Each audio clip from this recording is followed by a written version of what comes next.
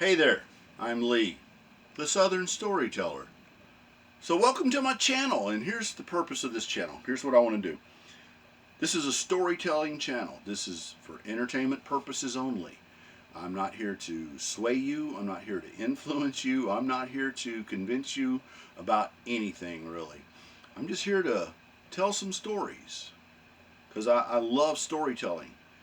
I grew up, like I said, in Nashville, and when my grandmother's brother, my Uncle James, would come in from Crab Orchard, he would regale us children with stories. We would sit on the porch or we would sit in the yard, and he would sit there in a chair and he would just tell stories about being a small town sheriff and chasing moonshiners through the woods of East Tennessee, or chasing bad guys in these souped up cars that they had running moonshine. And I loved those stories. And we would sit there for hours and just listen to Uncle James tell us stories.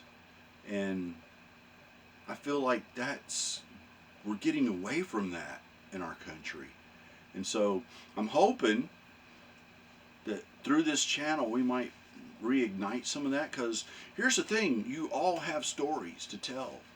Every single guy out there, every single girl out there has a story, and it usually starts with, you know, when I was a kid, or, honey, a funny thing happened on the way to work today. And then we share our life experiences through stories, whether we know it or not. And that's been going on for centuries, through all of millennium. It's the way humans communicate with one another is through face-to-face storytelling. Now, I know that we're not face-to-face, but we kind of are. So for now, just sit back, relax, grab a glass of iced tea, listen to a story. Listen to 2 stories. Listen to several stories. I'm going to post these as often as I can. There'll be stories about growing up in Nashville and the adventures I had as a kid, and what some of my crazy relatives did, or what my mom had to go through raising a couple of boys by herself.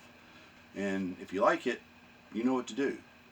And let your friends and family know that, hey, there's this old crazy guy on YouTube telling stories. You should check him out. Thanks. So, if you've ever been in a little small town, you know everybody knows everybody else, and everybody's in everybody's business. Well, growing up, my mom stayed home with me and my brother, my cousin, and this kid named Chucky. Chucky was the son of my dad's best friend. He was 2 years younger than me. He's the same age as my little brother, and they were pals. And Chucky was at our house every day. Chucky was a nuisance. I loved Chuck, loved him to death. If I saw him today, I would hug his neck and tell him that I loved him. But he would tell you that he was a pain in the butt as a kid. Thought he was funny all the time. Just thought he was hilarious. One day I decided I wanted to go out in the backyard and hit some golf balls. So I went in the basement and got my dad's best 9-iron and a bunch of balls, and I went out in the backyard and I proceeded to strike some balls.